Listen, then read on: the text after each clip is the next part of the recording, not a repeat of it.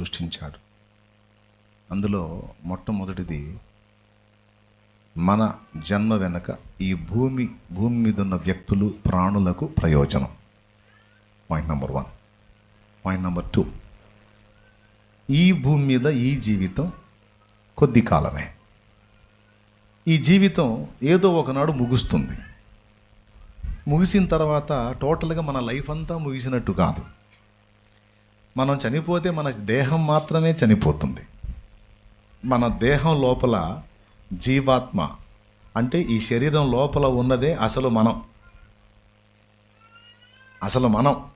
ఈ శరీరం లోపల ఉన్నదే ఆత్మ, అది అసలు మనం అంటే ఆ జీవాత్మ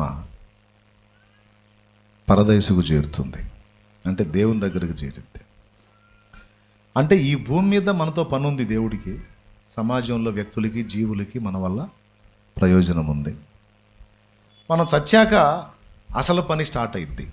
ఈ లోకం నుంచి మనం వెళ్ళిపోయిన తర్వాత ఇక శాశ్వత కాలం దేవుని రాజ్యంలో మనం ఉంటాం. అది కూడా దేవునితో ఉంటాం. సంఘ ప్రతిరూపమో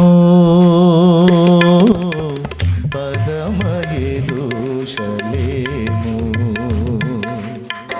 సంఘ ప్రతిరూపమో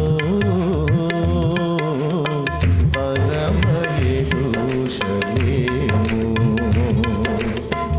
సౌందర్య సీయోనులో నీ మనోహరమైన ముఖము దర్శింతును, సౌందర్య సీయోనులో నీ మనోహరమైన ముఖము దర్శింతును, నీతోనే నా నివాసము నిత్యము ఆనందమే, నీతోనే నా నివాసము నిత్యము ఆనందమే. సీయోనులో స్థిరమైన పునాది నీవు,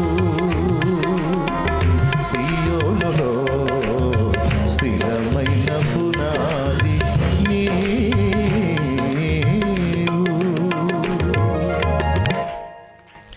ఏమన్నాడు? నీతోనే నా నివాసము నిత్యము ఆనందమే అన్నాడు. ఈ లోకంలో ఉన్నంత వరకు సమాజంలో మనుషులతో ఉంటాం, ఇక్కడ నుంచి వెళ్ళిపోయిన తర్వాత ఆయనతోనే ఉంటాం. ఎంతకాలం? 1 ఏడా, 2 ఏళ్ళ, 3 ఏళ్ళ, 10 ఏళ్ళ అంటే ఆ జీవితానికి అంతం లేదు. ఇంకెప్పుడు ఆయనతో ఉంటామేనా? ఏమన్నా పనులు ఉన్నాయా అని అడగండి. భూమి మీద పనులు ఉన్నాయిగా, భూమి మీద బాధ్యతలండి.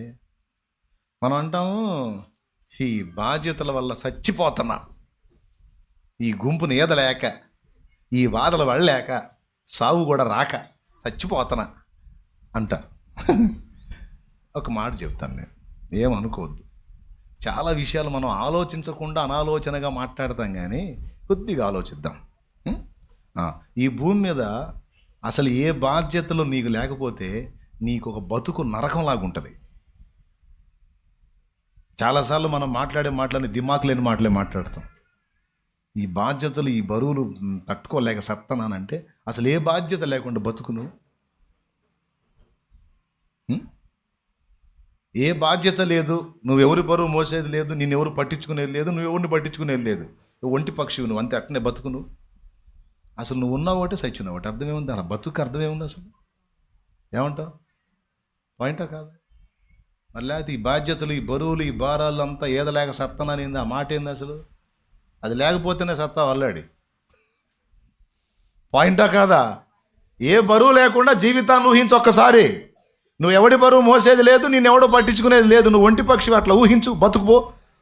నేనే నీకు డబ్బులు ఇస్తా, అవసరమైతే ఒక బిల్డింగ్ కట్టిస్తా, ఒక ఏడాదిలో ఒక పెద్ద బిల్డింగ్ కట్టించి చుట్టూ నీకు ఎటు బయటికి రాకుండా గేట్లు వేసి పడేసి నీకు కావాల్సింది అందులో పంపిస్తూ ఉంటాను టయానికి. అదే బోన్లో కుక్కను పెట్టి ఫుడ్ పెట్టినట్టు. బతకబుద్ధి అయిద్దా? అందులో నువ్వు ఉన్నావో సచ్చావో అసలు అర్థమే లేదు ఆ జీవితాన్ని. జీవితం అంటేనే బరువు, బాధ్యతలు, కొంతమందికి ప్రేమను పంచటం, వాళ్ళ ప్రేమను పొందటం, అందిందని ఎగిరి గంతులు వేయటం, అందలేదని కూర్చొని ఆడవటం, అందులోనే ఉంది మజా. అందిందని ఆనందపడతాం, అందలేదని ఏడుస్తాం. ఆనందంలో ఆనందం ఉంది, ఏడుపులో కూడా ఆనందం. మనమంటూ కాసేపు తిట్టుకోవటానికి ఒకడు కావాలిగా మనకి. ఆ కొడుకు రూపంలోనో, కూతురు రూపంలోనో, భర్త రూపంలోనో, భార్య రూపంలోనో ఈడి ధ్యానం చెయ్య, నా చేత ఎట్టి చాకిరి చేయించుకుంటాను, నాకు బాగలేక అడ్డం పెడుతుందని అసలు పట్టించుకోవాలి. ఈడి ధ్యానం చేయడానికి తిట్టుకోవడానికి ఒకడు కావాలి. అవునా కాదు చెప్పండి? అట్లాగా మనం మన ప్రేమని పంచడానికి, అలాగే మన ఇతరుల ప్రేమని పొందటానికి మనకంటూ ఒక బాధ్యతలు, సమాజానికి మనం చేయాల్సినవి, కుటుంబానికి చేయాల్సినవి, దేవుని ఎడల చేయాల్సినవి, ప్రాణుల ఎడల చేయాల్సినవి, అన్ని బాధ్యతలు మనకు లింక్ చేసి జీవితాన్ని రుచిగా మార్చి ఇచ్చాడు దేవుడు.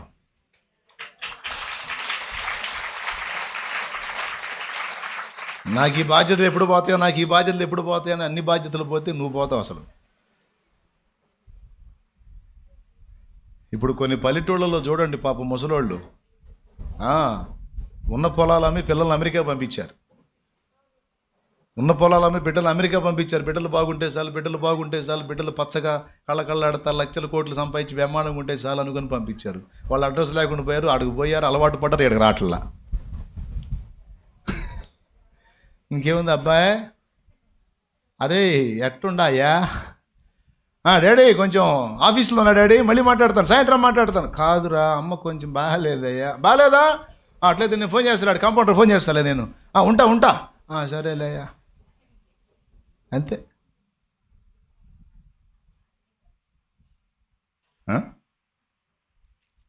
ఇంకే బాధ్యత దాటిచ్చా, పొలం అమ్మాను, బిడ్డని అమెరికా పంపించాను, నీకు అబ్బాయి బ్రహ్మాండంగా ఉన్నాడు, ఇంక బాధ్యత అయిపోయిందని ఇక్కడ ఏం బతుకుతున్నావు? ఏం బతుకుతున్నావు? ఏ బతుకన్నా బతుకుని ముందైతే మనకు మాట అనే పని లేకుండా బిడ్డలు అయితే గట్టికి ఇచ్చాం కాను నేరానికి అంటా, ఓకే బాధ్యత తీర్చుకుందాం. కానీ ఇక్కడ పలకరించే దిక్కు లేదు. చివరికి చచ్చిపోయినా కూడా రావాతి కాలేదు, నాకు కుదరలేదు అని వీడియో ద్వారా ఏమంటే వీడియోలో నేను చూస్తూ ఉంటాను, లైవ్ పెట్టేసేయండి నేను చూస్తాను, కార్యక్రమం కానిచ్చేయండి అన్నోళ్ళు కూడా ఉన్నారు. రావాతి కాక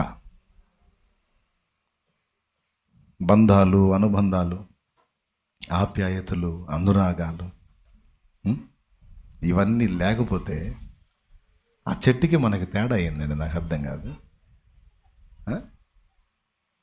ఇప్పుడు చెప్పండి, బాధ్యతలు అవసరమా అనవసరమా? జీవితంలో రుచి ఎక్కడుంది? బాధ్యతల్లో ఉందా? బాధ్యతలు లేని జీవితంలో రుచి ఉందా? ఒక్కొక్క అమ్మాయి వచ్చి నా దగ్గర ఏడుస్తుంది, నా ప్రార్థన చేయన్నా, ఒక్క బిడ్డ కూడా లేడన్నా. దరిద్రమే లేదుగమ్మా, చదువు ఫీజు కట్టే పని లేదు, పాల డబ్బుల ఖర్చు లేదు, డ్రెస్సులు ఖర్చు లేదు, ఏ గొడవ లేదుగమ్మా, హాయిగా ప్రశాంతంగా బతక్క. కావాలని బరువు తగిలించుకుంటాం ఎందుకే పిచ్చిదానా అంటే ఏమంటుంది? ఏడ్చినట్టు నీకు తెలివి తగిలయ్యా. వాటి గురించి ఆలోచించి బిడ్డను కనొద్దంట్రా. బిడ్డను కనకపోతే పరిస్థితి ఏందన్నా? నన్ను పట్టించుకునే మార్గం ఏదన్నా, నా ప్రేమను పంచుకోవాలన్నా, వారి ప్రేమను పొందాలన్నా, నాకంటూ బిడ్డ అంటే కోరి బరువుని నెత్తినేసుకుంటుంది. ఎందుకంటే అందులో ఆనందం ఉంది. ఆ బరువు లేకపోతేనే జీవితానికి అర్థం లేదు. అవునా? ఇప్పుడు చెప్పండి, ఎవరన్నా విరక్తి చెంది ఈ గుంపు అంటావా? ఇక అంటావా? అనొద్దు. అది దేవుడు నీకు ఇచ్చిన గుంపు అంతే. దేవునికి స్తోత్రం. ఒకటి, ఇక్కడ నుంచి వెళ్ళిపోయిన తర్వాత ఈ బరువులన్నీ దించుకొని పోతామా? కొంతమంది అంటారు, అబ్బా పోయిందయ్యా, ఈ బరువులన్నీ వదిలించుకొని పీడ వదిలిపోయిందయ్యా. లేకపోతే ఆ బిడ్డనేం ప్రశాంతంగా బతకనిచ్చారా, వండిచ్చారా, అల్లాడిచ్చి పెక్క తిన్నారా? పోయిందిలే పోనీ, ఇంకెవళ్ళు తింటారో చూద్దాం అంటారు. ఆడికి పోయింది, నీకు ప్రశాంతంగా ఉంది, ఏ బరువు లేదు, ఏ బాధ్యత లేదు, హాయిగా ఉంటుంది అనుకుంటా. నేను చెబుతున్నాను, అక్కడికి పోయినా కూడా నీకు బరువులే, బాధ్యతలే. ఎందుకంటే ఉన్న రుచి అక్కడే ఉంది. అవి లేకపోతే జీవితానికి రుచే లేదు. అందుకే దేవుడు కూడా ఆ రుచిని కోరే మనందరినీ సృష్టించి ఈ బాధ్యతలను తగిలించుకున్నాడు. నేను అనుకుంటాను, ఎందుకే మమ్మల్ని అందరినీ చేసి ఈ చెత్త అంతా పెట్టుకున్నావు, ప్రశాంతంగా ఉండొచ్చు కదా అంటే, బాధ్యతలు, ప్రేమ పంచడం, పొందటం అనేవి లేకపోతే లైఫ్కి టేస్ట్ ఉండదురా. అందుకే నేను కూడా మిమ్మల్ని దయచుకున్నా అంటున్నాడు దేవుడు. ఏమన్నా అర్థమైంది నేను చెప్పింది? చాలా లోతైన మాట, సింపుల్గా చెప్తున్నా మీకు. మేఘాలలో నా మెరుపుంచినావు,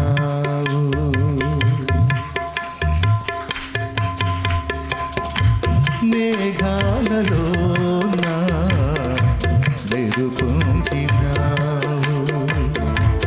యాగాలయందేమా అనురాగాలుంచినావు, యాగాలయందే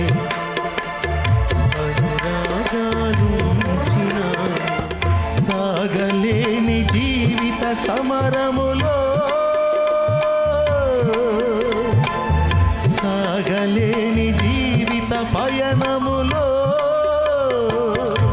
వేగమే దూతనంది బావుగా నిలితావు, చాలునయ్య నీ కృప నా జీవితానికి, సాగిపోదు యేసయ్యా సాగరాలే ఎదురైనా, సాగిపోదు యేసయ్యా సాగరాలే ఎదురైనా, చాలునయ్య నీ కృప నా జీవితానికి. దేవునికి మహిమ. దేవుడు కూడా అందుకే మన అందరిని తగిలించుకున్నాడు, పిల్ల వేచినాడు దూతల్ని ఇటు మానవుల్ని. ఓకేనా? ఆయన కూడా ఈ బరువులు ఉంటేనే మజా. ఇక మన విషయంలో కూడా బాధ్యతలు ఉంటేనే జీవితానికి అర్థం, పరమార్థం. కొన్ని నెరవేరిస్తేనే ఆ లైఫ్కి అర్థం. రైట్, ఇక్కడ నుంచి అయిపోయింది. మరి అక్కడికి పోయిన తర్వాత ఏ బాధ్యతలు లేవా? అక్కడ ఉన్నోడేగా ఇన్ని బాధ్యతలు తగిలించుకుంది. ఇప్పుడు ఆయనతో పోయి మనం ఉన్నప్పుడు మరి బాధ్యతలు లేవా? Point number 2. పాయింట్ నెంబర్ 1లో ఇక్కడ బాధ్యతలు ఉన్నాయి, నెరవేర్చాల్సినవి. ఇక్కడే కాదు, అక్కడ కూడా మనం నెరవేర్చాల్సిన బాధ్యతలు ఉన్నాయి. ఎక్కడ? యేసయ్య దగ్గరికి చేరిన తర్వాత కూడా ఏమిటంటే, ప్రభువు మనము కలిసి మళ్ళా నూతన లోకాల ఉత్పత్తి జరిగించాలి. అర్థమైందా? మళ్ళా కొత్త ప్రపంచాల సృష్టి, క్రొత్త భూమి, క్రొత్త ఆకాశం, అందులో నూతన జనముల సృష్టి, మళ్ళీ వ్యవస్థల నిర్మాణం, బాధ్యతలు. మరి ఏలే రాజ్యమే లేనప్పుడు సింహాసనం ఎందుకు? ఏలే జనమే లేనప్పుడు, పరిపాలించడానికి ప్రజలే లేనప్పుడు కిరీటం ఎందుకు? కానీ మనకేం వాగ్దానం చేశాడు అబ్బాయి? నేను జయించి నా తండ్రి సింహాసనమందు కూర్చుండి ఉన్న ప్రకారము జయించువాని నా సింహాసనమందు కూర్చుండనిత్తునన్నాడు. ప్రకటన గ్రంథము 3వ అధ్యాయము 19 నుంచి 20 వచనాలు కిందికి చదివితే, నేను జయించి నా తండ్రితో కూడా ఆయన సింహాసనమందు కూర్చుండి ఉన్న ప్రకారము జయించువాన్ని నాతో కూడా నా సింహాసనమందు కూర్చుండనిచ్చేది. సింహాసనం ఉందన్నాడు. మనం కూడా పాట పాడతాం, నీ వారసత్వం. పాటలు ఎక్కువ అవుతుంటున్నాయి కదా, పాటలు ఎక్కువైతే మాటలు తగ్గిపోతాయి. కాబట్టి మీకు తెలుసు, అత్యున్నతమైన సింహాసనమును నాకిచ్చుటలో నీకు అసాధ్యమైనది ఏముందని అందులో పాడతాడు. ఓకేనా? అంటే సింహాసనాలు ఉన్నాయి. అలాగే మత్తయి సువార్త, అలాగే లూకా సువార్త, 2 సువార్తల్లో కూడా, లూకా సువార్త 22లో నా శోధన ఘడియలో మీరు నాతో కూడా ఉన్నవారు కనుక రేపు మీరు నాతో పాటు సింహాసనములెక్కి పరిపాలిస్తారంటాడు. లూకా సువార్త 22వ అధ్యాయంలో 22-28.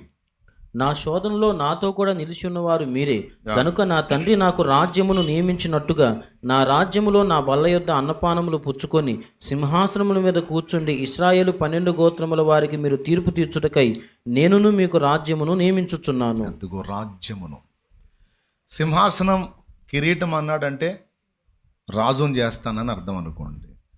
మరి రాజు అంటే ఒట్టి కిరీటం సింహాసనం ఉంటే సరిపోద్దా? పరిపాలించడానికి ప్రజలు కావద్దా? మరి ఆ ప్రజలు ఎక్కడి నుంచి వస్తారు? క్రీస్తు ప్రభువు మనము కలిసి మళ్ళా నూతన లోకాల సృష్టి, వాటి పరిపాలన విధానం. అబ్బా బోల్డ్ అంత పెద్ద పనది. ఈ భూమి మీద నువ్వు ఇక్కడ బాధ్యతలు నెరవేర్చి కొన్ని అనుభవాలు నేర్చుకొని ఈ బరువులు మోయటం నేర్చుకొని అక్కడ పెద్ద పెద్ద భారాలు మోస్తావు అన్నమాట. ఒకడికి 5, ఒకడికి 2, ఒకడికి 1 ఇచ్చాడు. ఏంటిది అది? తలాంతులు, దేనారములు, ఏదో ఒకటి అనుకోండి. ఒకడికి ఎన్ని ఇచ్చాడు? ఒకడికి ఎవని సామర్థ్యం కొలది వానికి ఇచ్చి వ్యాపారం చేయమన్నాడు. తిరిగి వచ్చేటప్పటికి ఏం చేశారు? ఒకడు 5కు 5 10 ఇచ్చాడు. ఒకడు 2కు 2 4 ఇచ్చాడు. ఒకడు 1 తీసి గుంట్లో పెట్టాడు. అప్పుడు 10 ఇచ్చినోడు ఏమన్నాడు? ఆహా, ఈ కొంచెములో నమ్మకంగా ఉంటేవి, బళా నమ్మకమైన మంచి దాసుడా, 10 పట్టణముల మీద నీవు అధికారివై ఉండన్నాడు. 10 తలాంతులకు 10 పట్టణాలు ఇవ్వటం ఏంటి?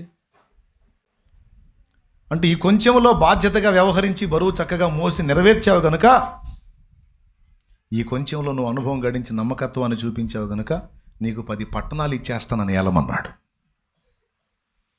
రేపు ఇక్కడి నుంచి వెళ్ళిన తర్వాత మన ఎవరెవరికి ఏ అనుభవాలను బట్టి ఎలాంటి పరిస్థితులు ఎలాంటివి అనుగ్రహిస్తాడో ఆయన ఇచ్చేవి మాత్రం శ్రేష్టం. స్తోత్రం. నేను చెప్పేది ఏమన్నా అర్థమవుతుందా? రేపు దేవుని రాజ్యానికి చేరిన తర్వాత ఎవరెవరిని ఏ మహిమలో ఉంచుతాడో, ఎవరెవరికి ఎన్ని బాధ్యతలు అప్పచెప్తాడో, మళ్ళీ అక్కడికి పోయినా కూడా బరువులు మోయాల్సిందే, లేకపోతే జీవితానికి రుచి లేదు.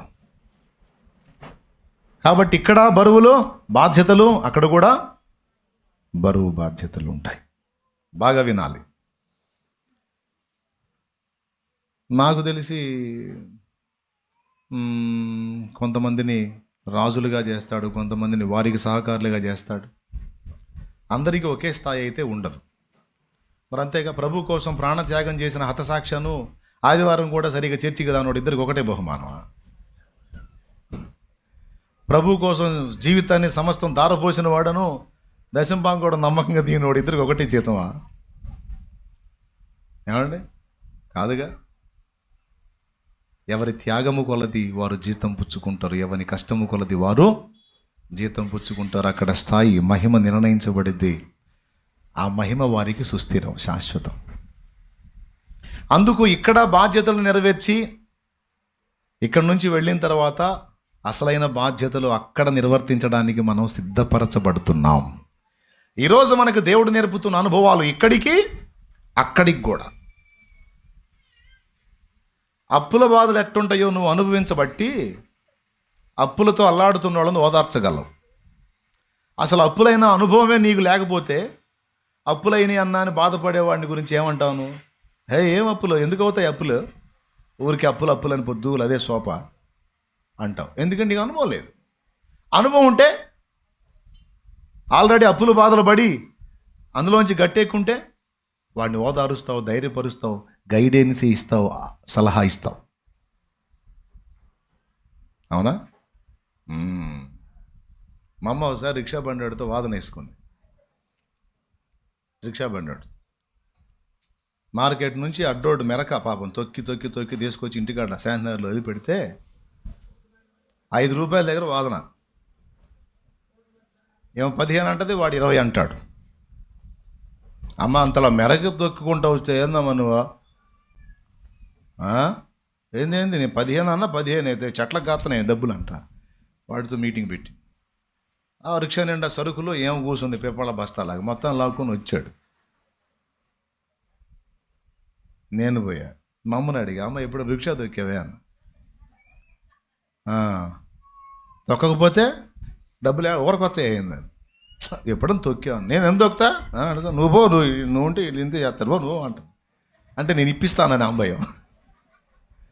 నేను అన్నాను, నువ్వు దొక్కలేదు, నేను దొక్కాను. ఒట్టి రిక్షాని ఏ బరువు లేకుండా తొక్కాలంటేనే కాళ్ళు పోతాయి. రిక్షా నిండా సరుకులు వేస్తేవి, బస్తాలాగా నువ్వు ఒక బస్తాలాగా కూర్చుంటివి, మొత్తాన్ని ఆంతం లాక్కొని వచ్చాడే. అది కాళ్ళు అమ్మ యంత్రాలు కదా అయ్యి.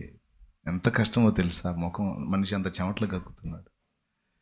ఇదేమి దేవుని ప్రేమమ్మ. 15 అడిగిన వాడికి 20 కాదు, 20 అడిగిన వాడికి 25 ఇచ్చి 30 ఇచ్చి, అయ్యా చల్లగుండయా అనాలమ్మా. అది కష్టం చేస్తే అర్థమైతే నీకు అది అది ఎట్లా ఉంటుందో అర్థం కాదు, తొక్కితే ఎట్లా ఉంటుందో అర్థం కాదు. నాకు తెలుసమ్మా, నాకు అనుభవం ఉంది కనుక వస్తువులు వేసుకొని వ్యక్తులను వేసుకొని మెరక దొక్కటం అనేది ఎలా ఉంటుందో నేను తొక్కి చెమట్లు పట్టి గందరగోళం అయ్యాను కనుక నాకు తెలుసు. మామకేం తెలుసు, దొండపోల కూర్చొని రావటం తప్ప. ఇప్పుడు చెప్పండి, అనుభవం పొందినోడికి అనుభవం పొందినోడికి తేడా అర్థమైందా? ఏమర్థమైంది? అనుభవం పొందినోడేమో అవతలి వాడి బాధను అర్థం చేసుకుంటాడు, అనుభవం లేనోడేమో అర్థం చేసుకో. అంటే మమ్మల్ని తప్పుపట్టాలని కాదు, పొదుపు రూపాయి జాగ్రత్త చేద్దాం అంతే. దేవునికి స్తోత్రం. నేను చెప్పే మీకు క్లియర్గా అర్థమవుతున్నాయా? అర్థం కావాలనే గ్రాంధిక భాష కూడా వాడకుండా అచ్చ తెలుగులో మన మామూలు భాషలో మాట్లాడుతున్నాను. పిల్లరా, మన జీవితంలో మనకు ఎదురయ్యే చేదు తీపి అనుభవాలన్నీ కూడా మనకు అనుభవ పాఠాలుగా నేర్పి ఈ భూమి మీద కొంతమందికి మనం ఆదరణ, ఓదార్పు, గైడెన్స్ ఇవ్వడానికి ఏ అనుభవాలు రేపు అక్కడికి వెళ్ళిన తర్వాత కూడా మనం నిర్మించబోయేటువంటి లోకాల్లో వినియోగపరచడానికి మనకున్న అనుభవాలన్నీ దూతలకు కూడా లేవు. అప్పులైతే ఎంత బాధ ఉంటుందో గాబ్రియేలుకి తెలుసా? గాబ్రియేలుకి ఏం అప్పులు ఉన్నాయి? బీపీ పెరిగితే తల తిరిగి ఎట్లా కింద పడతామో మిఖాయేలుకి తెలుసా? మిఖాయేలుకి బీపీ ఉంది. షుగర్ వస్తే ఎంత నీరసంగా ఉంటుందో, ఎన్నిసార్లు తిన్నా ఎంత తపన పుట్టిద్దో, ఎన్నిసార్లు వాష్రూమ్కి వెళ్ళి రావాలో రఫాయేలుకి తెలుసా? రఫాయేలుకి షుగర్ ఉంటే కదా. రఫాయేల్ అని పేరే ఏం లేదన్నని అంటారా? బైబిల్ లేదులే, ప్రాచీన గ్రంథాల్లో ఉంది. గబ్రియేలు, మిఖాయేలు, రఫాయేలు అని రకరకాల పేర్లు ఉన్నాయి, దూతల పేర్లు. దేవదూతలకు మన బాధలు లేవండి. పిల్లల చదువులకి ఫీజు కట్టే టైం వచ్చినప్పుడు ఫీజు లేకపోతే తండ్రికి ఎంత టెన్షన్ పుట్టిద్దో, ఎన్ని రకాల దారులు వెతుక్కుంటాడో దూతలకేం తెలుసండి. వాళ్ళకేమో ఫీజు కట్టే పని ఉందా అయింది.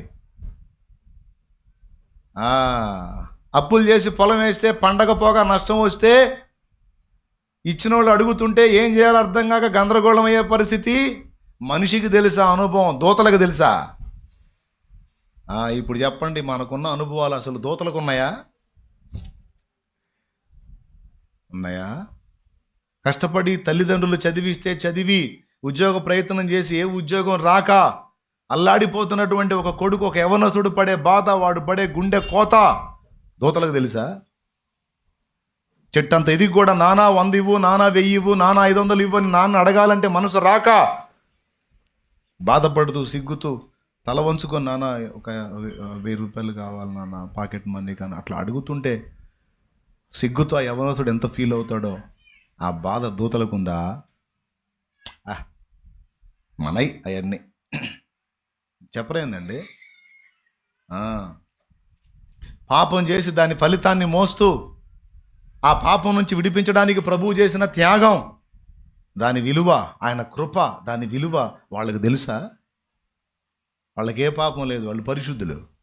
ఇక్కడ పాపం చేసి పతనమై తిరిగి ప్రభు ద్వారా బ్రతికి లైన్లోకి వచ్చిన మనకి పాపము యొక్క తీవ్రత తెలుసు. దాని నుంచి విడిపించడానికి దేవుడు చూపిన ప్రేమ, చూపిన కృప ఎంత గొప్పదో మనకు తెలుసు. కృపను గూర్చి పాడాలంటే మనం పాడతాం, శ్రమను గూర్చి పాడాలంటే మనం పాడతాం, సమస్యలను గూర్చి పాడి దేవుని మయంపరచాలంటే మనం చేస్తాం. దూతలకు లేదో.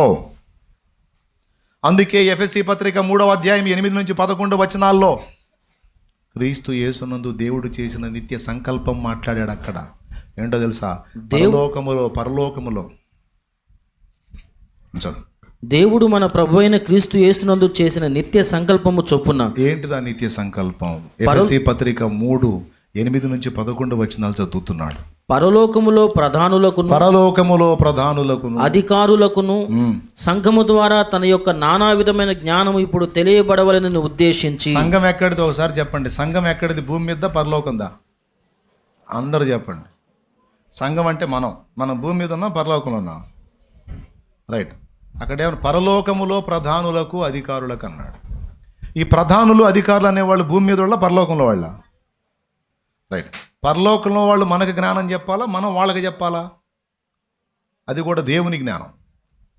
వాళ్ళేమో దేవుని దగ్గరే ఉంటున్నారు, మనం భూమి మీద ఉన్నాం. ఏందని అటు చూస్తారు. ఇప్పుడు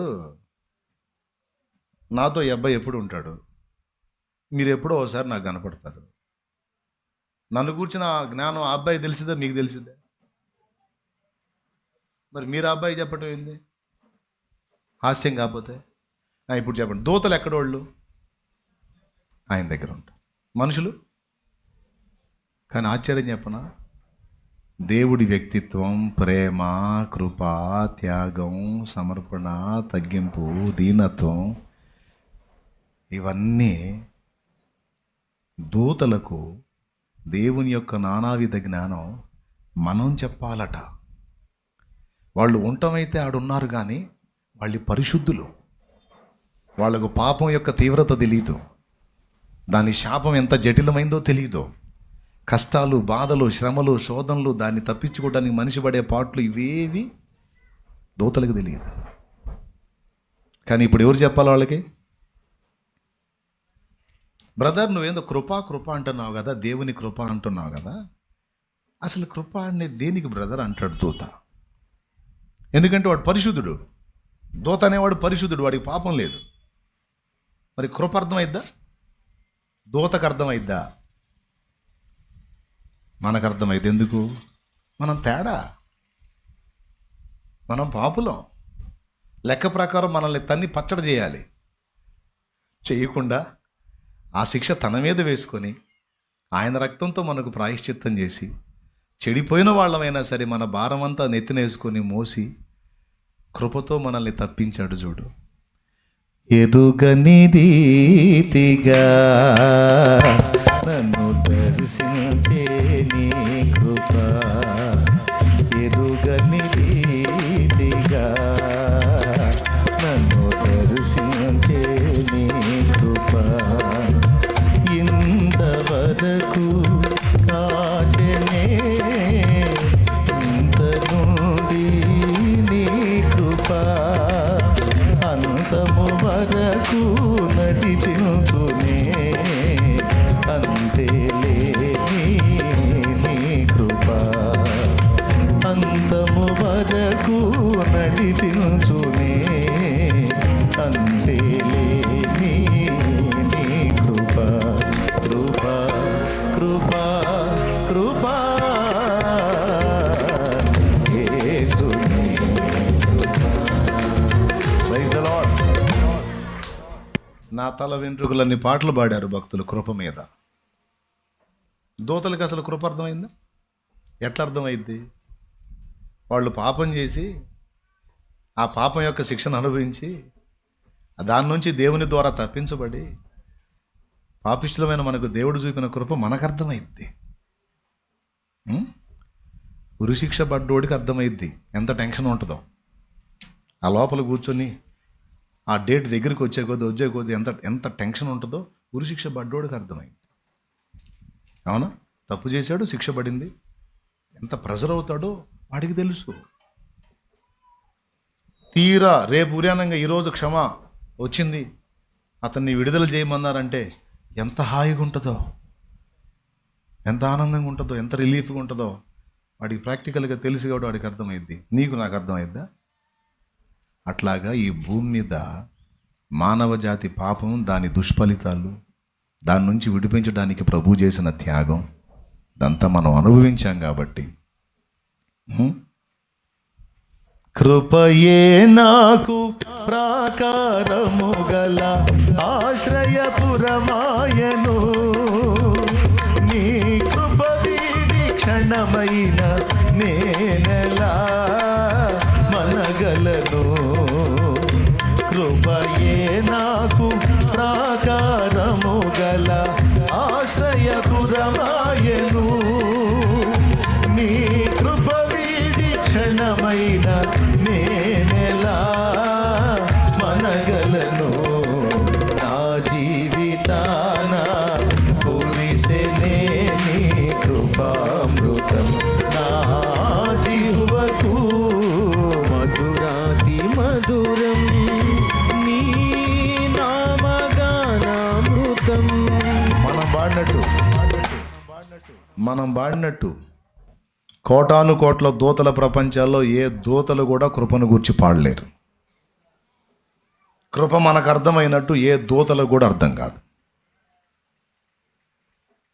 వాళ్ళదేమో అక్షర జ్ఞానం లాగా, చెబితే విన్న జ్ఞానం, మనది అనుభవ జ్ఞానం. ఎంత పాపులమో మనకు తెలుసు, అసలు ఎన్ని దన్నాలో మనల్ని మనకు తెలుసు. కానీ తన్నకుండా ఆ దెబ్బలన్నీ ఆయన తిని మనల్ని తప్పించిన దాని వెనక ప్రేమ, కృప, త్యాగం. కృపలోనే పాప క్షమాపణ. చిలకలూరిపేట ఆయనకు కూడా అర్థమైంది. హల్లెలూయా. తెలుసా మీకు? చిలకలూరిపేట తెలిసింది. అతను ఒక అతను షాలేం రాజా, అతను కూడా అర్థమైంది. కృపలోనే పాప క్షమాపణ, కృపలోనే మా రక్షణ, కృపలోనే మా నిరీక్షణ, కృపలోనే మా క్రమశిక్షణ, కృపలోనే మా నిరీక్షణ, కృపలోనే మా క్రమశిక్షణ. కృపచాలును నీ కృపచాలును, ఎన్నటెన్నటికి నీ కృపచాలును, తరతరములకు నీ కృపచాలును, కృపచాలును నీ కృపచాలును. ఆమేన్. ఇట్లా ప్రతి భక్తుడు వాడాడు. ఇప్పుడు చెప్పండి, అనుభవించిన వాళ్ళకి అన్నీ తెలుస్తాయి, కానీ అనుభవించిన వాళ్ళకి తెలుస్తాయా? అర్థమవుతాయా? ఇప్పుడు ఈరోజు మనం ఇక్కడ పొందుతున్న అనుభవాలన్నీ ఇక్కడ సాటి మనుషులకు ఉపయోగపడతాయి. రేపు అక్కడ కూడా దూతలకు చెప్పడానికి, సృష్టించబోయే కోటాను కోట్ల ప్రపంచాలకు చెప్పడానికి. అనుభవాల పుట్ట ఎవరయ్యా అంటే మానవుడే. పొట్టిప్పుడు చప్పట్లు, దేవునికి మహిమ. మొదట దేవుడు, పిదప మానవుడు. అందుకే దేవుని పక్కన కూర్చొని పరిపాలించే హక్కు, అధికారం ఒక నరుడికి దక్కింది. ఎందుకు? Yes yes yes yes. మరి ఏ దూతకు ఉందో నాకు చెప్పు, నేను కూడా నేర్చుకుంటా. ఏ దూత కన్నా ఉందా? కెరూబులు, శరాపులు మా దూతలు నిత్యమునిలో. హల్లెలూయా. దేవదూత, ఇప్పుడు దేవదూతలు దేవుడి దగ్గర పాడతారా? పాడతారా? వాళ్ళ పాట ఒకటే పాట రాస్తుంది బైబిల్లో. సైన్యం,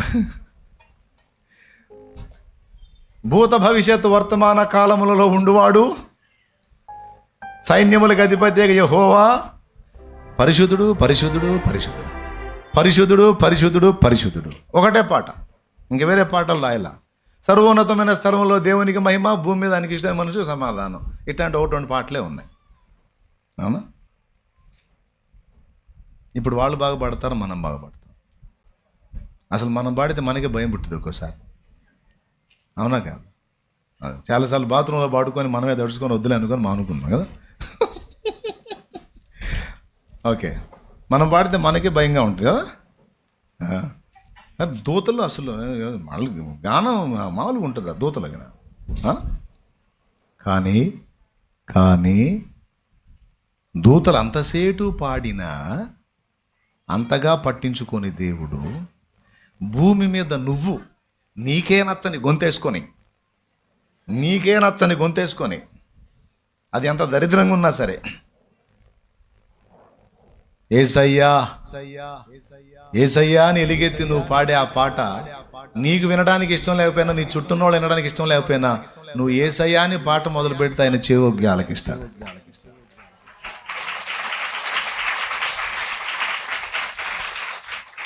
అలాగని మళ్ళీ మందిరంలో పాడకండి.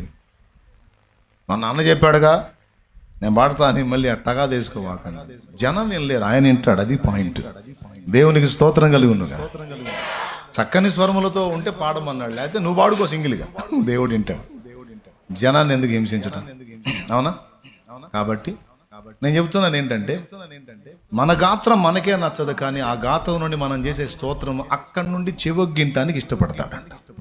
ఎందుకంటే దూతల గొంతుల కంటే మన గొంతులు బాగున్నాయని కాదు, దూతలకు అక్కడంతా పరిశుద్ధతే, వాళ్ళకి కన్వీనెంట్ ఉంది, వాళ్ళు అదే పాడాలి, పాడతారు. కానీ ఇది అననుకూల సమాజం, అననుకూల ప్రదేశం, ఇది సాతాను రాజ్యం. ఇక్కడుండి కూడా వాడు చేసే అన్ని దాడులు తప్పించుకొని ఇక్కడుండి మనం దేవుణ్ణి ప్రేమిస్తూ స్తుతించటం అనేది రికార్డ్ బ్రేక్ అన్నమాట. సామాన్యమైన విషయం కాదు. అందుకు చెవొగ్గుతాడు. దూతలు అడగవచ్చు, ప్రభువా రాత్రింబగళ్ళు మేము నిన్ను స్తుతిస్తున్నాం, మేము స్తుతించినప్పుడు ఎప్పుడు చెవి పంకించి వినలేదు. ఆడి గొంతు వాడి అవతారం, వాడు అట్ట మొదలు పెట్టగానే డింగుమని చెవి ఉంచి అంటున్నావే ఏనాయనా అంటే అప్పుడు ఏం చెబుతాడు దేవుడు? ఇది అనుకూల సమాజం నాయన, ఇక్కడ ఎప్పుడు నా స్తుతి ఉంటుంది. కానీ అక్కడ సాతాను ఏలుబడి కింద ఉన్నాడు వాడు, అది అననుకూల సమాజం. కానీ ఆ ఏలుబడిలో ఉండి కూడా వాడిని గనపరచకుండా నన్ను గనపరుస్తున్నాడు. చూడు నా బిడ్డ, వాని గొంతు కాదు నాన్న, వాని హృదయం. కెరూబులు శరాపులు మా దూతలు నిత్యము నిన్ను స్తుతింపగను. కెరూబులు శరాపులు మా దూతలు నిత్యము నిన్ను స్తుతింపగను. ఎన్నికలేని నా స్తుతి కోసము, ఎన్నికలేని నా స్తుతి కోసము మిగులాశతో చూచుచుంటివా, మిగులాశతో చూచుచుంటివా. ఆరాధనే చెయ్యనా, ఆనందమే పొందనా, ఆరాధనే చెయ్యనా, ఆనందమే పొందనా.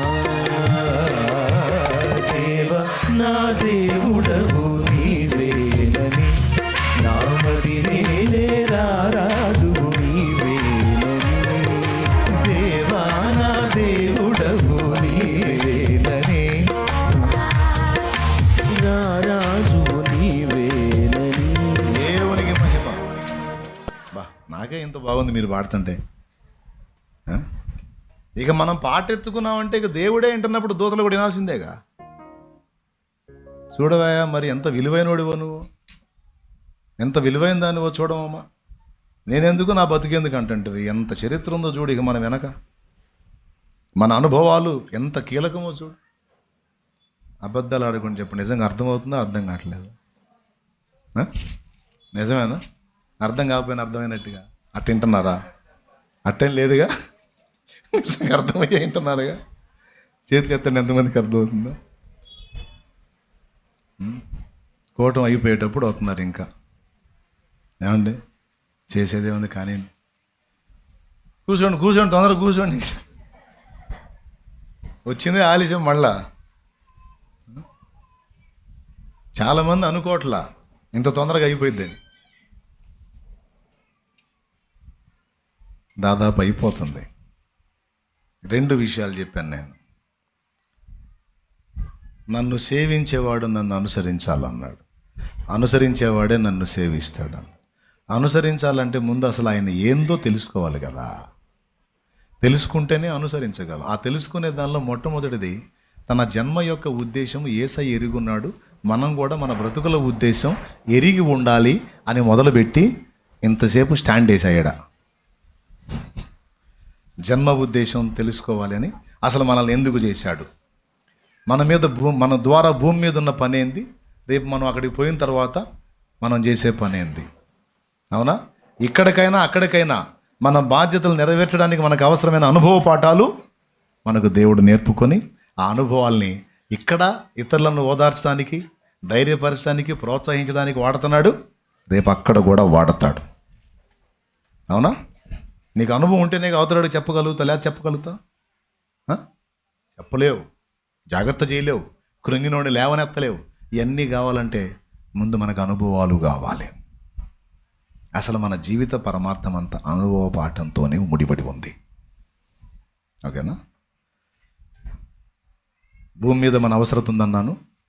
రేపు పరలోకం పోయాక కూడా మన అవసరం ఉంది, మనకు బాధ్యతలు ఉన్నాయి. ఇప్పుడు ట్విస్ట్ ఏంటంటే అసలు భూమి మీద నుంచి పరలోకం పోవాలి కదా, పోయినా కదా రాజ్యాలు, సింహాసనాలు, కిరీటాలు, అనుభవాలు చెప్పటం ఎక్సెట్రా ఇవన్నీ ఉండేది. ముందు ఆడికి చేరాలిగా, చేరాలా లేదా? ఎట్ట చేరతావు? ఊరికి పోయే త్రోవ నెరగని వారు అన్నాడు. అది నేను ముందే చెప్పా. అయ్యా ఆర్టిస్టులు కర్ర ఎవరినైతే నన్ను పడిందా? ఏం చెప్పరేందిరా అయ్యా, చూస్తూ ఉంటారు. ఇప్పుడు నలుగురు మూల పట్టుకొని నిలబడండి, అయిపోయిందా? అది పట్టుకొని నిలబడాల్సిందే. మరి ఏందనుకున్నావు? ఎండ వద్దన్నందుకు గాలి వస్తుంది, ఎండ ఆపేళ్లే కానీ గాలి కొడుతుంది. సరేలే, ఈసారి ఎప్పుడన్నా చెబితే ప్రార్థన చేస్తా. కాదు ఎండ, మోగెండ ఆడుందిలే, ఊరుకోరా ఈడొకడో. అసలు నెత్తి మీద నీళ్ళు లేకుండా తీసేస్తే వాళ్ళు కాసేపు ఈయన అడ్డం పడతారు. మోగండ్రా, ఉన్నాయి కాసేపు ఉన్నాయి. సరే అయిపోతుంది, ఆపేస్తాలేండి. ఈసారి ఎప్పుడన్నా వస్తాగా మళ్ళీ. అయిపోయిందిలే, చెప్పాగా. ఇంత మించి ఏముంది, మంచి మాటలు చెప్పి పెందలాడి ఇంటికి పోతురు కానీ ఒక ముద్ద తిని అడ్డం పడుతురు కానీ ఎండాకాలం రోజుల. బయట వాళ్ళు కూడా ఎంత చక్కగా నవ్వుతున్నారో, మంచి నిర్ణయం తీసుకున్నారు. చెప్పేదా? మరి చేతులు ఎత్తి స్తోత్రం చేస్తే నేను నవ్వుతా. హ్యాపీగా నేను అందించినటువంటి విషయాలు జీవిత సత్యాలు. ఇది లోతైన అధ్యయనం. నేను చెప్పిన తెక్కల విషయాలు కాదు, బ్రతుకు పాఠాలు. మన జన్మ వెనక సృష్టికర్తకున్న మూల ఉద్దేశాలు. అసలు మూలాలు చెప్పాను నేను, చిన్న విషయాలు కాదు ఇవి. ఇవి అర్థం చేసుకుంటే ఇక నీ జీవితం సార్థకమవుతుంది. ఇప్పుడు ఒక ప్రశ్నతో ఆగాను. అనుభవాలు సరే, పరలోకం పోయి శాశ్వతంగా ప్రభుతో ఉండి అక్కడ పరిపాలన గట్రా ఇవన్నీ జరిగించాలంటే ముందు అసలు అడిగి చేరాలి కదా. పాపులమైన మనము పరలోకం చేరేది ఎలా? ఓకేనా? ఫస్ట్ది ఏం చెప్పానంటే జీవితపు విలువ తెలుసుకున్నాడు యేసయ్య. రెండోది యేసయ్యలో నేర్చుకోదగ్గ రెండవ పాఠం ఏంటంటే బాధ్యతను నెరవేర్చుట. 18 ఏళ్ళకి యోసేపు చనిపోతే, యేసయ్య 18 ఏళ్ల వయసు వచ్చేటప్పటికి యోసేపు చనిపోతే, అటు తల్లి భారాన్ని, తోడబుట్టిన తమ్ముళ్ళు చెల్లెళ్ళ భారాన్ని మొత్తాన్ని భుజాన్ని వేసుకొని ఆయన 18వ ఏట నుంచి 30వ సంవత్సరం వచ్చేంత వరకు దాదాపు 12 సంవత్సరాలు కుటుంబ బాధ్యత నెరవేర్చి మనకు మాదిరి ఇచ్చాడు. బాధ్యత నెరవేర్పు. ఎన్నేళ్ళు? 12, ఇంచుమించు 12 ఏళ్ళు. ఏం పని చేశాడో తెలుసా? వడ్రంగం పని చేశాడు, చెక్క పని చేశాడు. ఆయన చక్కని ముఖవర్చస్సు కలిగి, ఇంచుమించు 6 అడుగుల పైచిలుగు దేహం కలిగి, మోకాళ్ళ వరకు పొడవున్న చేతులు, పెద్ద చేతులు, పొడవైన చేతులు కలిగి ఆయన నిలబడితే ఆ కటౌట్ ఎలా ఉందంటే, ఏ లోపము లేని నిర్దోషమైన గొర్రె పిల్ల కదా బలి చేయబడాల్సింది. అలాగూ నా యేసయ్య అరకాలు మొదలుకొని నడినెత్తి వరకు సర్వాంగ సుందరుడు. వ్యక్తిత్వంలో సుందరుడే. ఆయన మరియమ్మ కడుపున పుట్టినప్పుడు కూడా సుందరుడే. అంత సౌందర్యవంతమైన దేహాన్ని కలిగి ఉండి కూడా ఆ యవన ప్రాయములో ఎక్కడ కూడా తన చుట్టూ ఉన్న సమాజంలో ఎన్ని పరిస్థితులు ఉన్నా ఎక్కడా ఆయన శోధనలో ఓడిపోలా. పరిశుద్ధుడై ఉన్నాడు. 2 బాధ్యత నెరవేర్చాడు. ఏంటి బాధ్యత అంటే, తండ్రి కన్ను మూసిన తర్వాత, అదే నామకార్థపు తండ్రిగా ఉన్న యోసేపు కన్ను మూసినాక 12 ఏళ్ళు తన కష్టంతో, తన చాకిరితో తల్లిని, తోడబుట్టిన వాళ్ళని మొత్తానికి ఆదరణగా ఉన్నాడు. యేసయ్యకు 30 సంవత్సరాలు వచ్చేసరికి తమ్ముళ్ళందరూ కూడా మేజర్లు అయ్యారు. ఉదాహరణకి యేసయ్యకు 30 ఏళ్ళు అనుకోండి. యేసయ్య పుట్టిన 2 ఏళ్లకి యోధా పుట్టాడు అనుకో. నలుగురు కదా, యాకోబు, యోసేపు, సీమోను, యోధా, నలుగురు అను. యేసయ్య పుట్టిన 2 ఏళ్లకి యోధా పుట్టాడు అనుకో. అప్పుడు యోధాకి ఎంత వయసు? 68. యేసయ్యకి 30 అంటే ఆయన పుట్టిన 2 ఏళ్ళకి అన్నప్పుడు 28. ఆ 2 ఏళ్ళకి యాకోబు, యోధా, యాకోబు. 2 ఏళ్ళకి సీమోను, 2 ఏళ్ళకి యోసేపు, నలుగురు అనుకుందాం. అంటే ఆఖరోడు పుట్టేసరికి వాడి వయసు కూడా ఎంత వచ్చి ఉండొచ్చు? 22 సంవత్సరాలు వచ్చి ఉండొచ్చు. ఇప్పుడు మనకి మేజర్ లెక్క ఎక్కడ? 21 నిండితే. అంటే ఆఖరి కొడుకుతో సహా 22కి వచ్చారు. అంటే మొత్తం మేజర్లు తమ కాళ్ళ మీద తాము నిలబడే స్థాయికి వచ్చారు.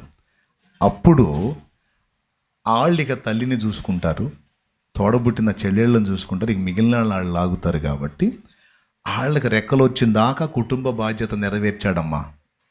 ఆ బయటోళ్ళు ఈ లోపలోళ్ళు ఏనండి. ఎవరికి రెక్కలు వచ్చిందాకా? తోడబుట్టిన వాళ్ళకి రెక్కలు వచ్చిందాకా, వాళ్ళు తల్లిని చూడగలిగే స్థాయి వచ్చిందాకా, ఇంచుమించు 30 ఏళ్ల ప్రాయం వచ్చేంత వరకు ఆ బండి లాగాడు, బాధ్యతలు నెరవేర్చాడు. ఇక 30 ఏళ్ళు వచ్చినాయి, మిగిలిన వాళ్ళందరూ వాళ్ళు పెద్దోళ్ళు అయిపోయారు, లైన్లోకి వచ్చారు. ఇక అప్పుడు కుటుంబ బాధ్యతను వాళ్ళకి అప్పగించి తండ్రి చిత్తమును సమాజ బాధ్యతను భుజానేసుకొని బాప్తిస్మం ఇచ్చి యోహాను దగ్గర బాప్తిస్మం పొందడానికి వెళ్ళాడు. యోహాన్ అన్నాడు, అయ్యా, ఎలీసబెతు, జకర్యా భక్తిపరులే కానీ పాపులు. ఆ 2 పాపులకు పుట్టిన నేను పాపిని. లెక్క ప్రకారం నా జన్మ వేరు, నీ జన్మ వేరు. నీ జన్మ పరిశుద్ధమైనది, కానీ నా జన్మ పాపంతో కూడింది. వాస్తవంగా నీ చేత నేను బాప్తిస్మము పొందవలసిన వాడినయ్యా, నేను పాపినయ్యా. నా దగ్గరకు వచ్చి బాప్తిస్మం ఇవ్వమంటున్నావా? నీ చెప్పుల వారు ఇప్పటానికి కూడా నాకు అర్హత లేదే పరిశుద్ధుడా అంటే నా తండ్రి ఏమన్నాడు?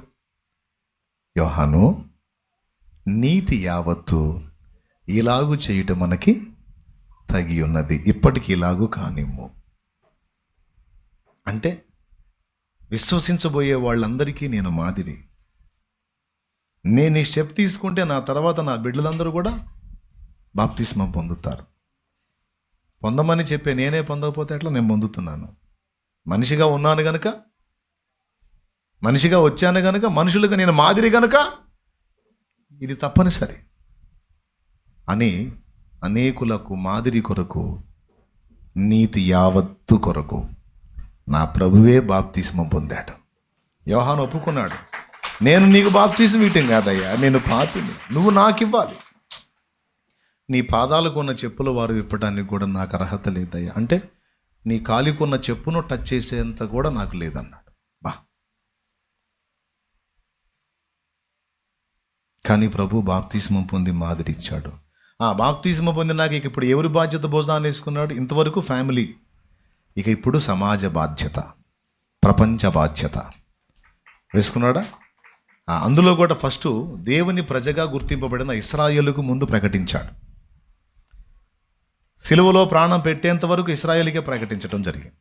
సిలువలో ప్రాణం పెట్టి తిరిగి లేచిన తరువాత అందరి పాపములకు పరిహారం నేను సిలువలో చెల్లించాను. ఇది ఒక ఇశ్రాయేలు కోసం కాదు, యావత్తు మానవ జాతి మొత్తానికి సరిపోయిన ఒకటే బలి నా దేహమందు నేను జరిగించాను. ఇదిగో లోకములోని మనుషులందరి పాపములకు ప్రతిగా చేతుల దోషాలకు నా చేతుల్లో శీలలు, కాళ్ళ దోషాలకు నా కాళ్లలో శీలలు, తలలో సర్వ శరీరానికి కేంద్ర స్థానం శిరస్సు. ఆలోచనలు పుట్టేది తలకాయలోనే. ఈ ఆలోచనలన్నిటికీ ప్రతిగా నా శిరస్సు ముళ్ళ చేత గుచ్చబడింది. సర్వ శరీరంతో మానవాళి చేసిన పాపాల శిక్ష అంతా కూడా నా దేహమందు వేసుకొని నాగలి సాళ్ల వలె నా శరీరము దున్నబడింది. అందరి పాపములు నా భుజాల మీద వేసుకొని నేనే అందరికి బదులుగా నా పవిత్ర పరిశుద్ధ రక్తాన్ని చిందించాను. ఈ రక్తము ఎంతమంది పాపాలకైనా సరిపోతుంది, ఎంత ఘోర పాపమునకైనా చాలిన రక్తం. ఇప్పుడు వెళ్ళి చెప్పండి. ఇప్పటిదాకా ఇశ్రాయేలీలకు చెప్పారు, ఇప్పుడు ఇశ్రాయేలుకే కాదు సర్వలోకమునకు వెళ్ళి సర్వ సృష్టికి సువార్త చెప్పండి. ఏంటో సువార్త తెలుసా? శుభవార్త. పాపులైన మనుషులారా, మీ పాప శిక్ష మీ మీదికి వచ్చి నశించిపోతారన్న భయము వలదు. ఇదిగో మీ పాపములకు ప్రాయశ్చిత్తము కలువరి శిలువలో ప్రభు అయిన యేసుక్రీస్తు ద్వారా జరిగింది. మీరు కేవలం ఆయన యందు విశ్వాసం ఉంచి నమ్మి బాప్తిస్మం పొందుట ద్వారా పాపము నుండి విడుదల పొంది నిత్య జీవం చేరగలరనే శుభవార్త అందించండి. మానవ జాతిని విమోచించడానికి తండ్రి అయిన దేవుడే తన ప్రియ కుమారుని బలియాగముగా అర్పించాడు. మనందరి బాధ్యత ప్రభు భుజాన వేసుకొని మన అందరి బాధ్యతను నెరవేర్చడానికి తన ప్రాణమే పణంగా పెట్టి తిరిగి లేచాడు.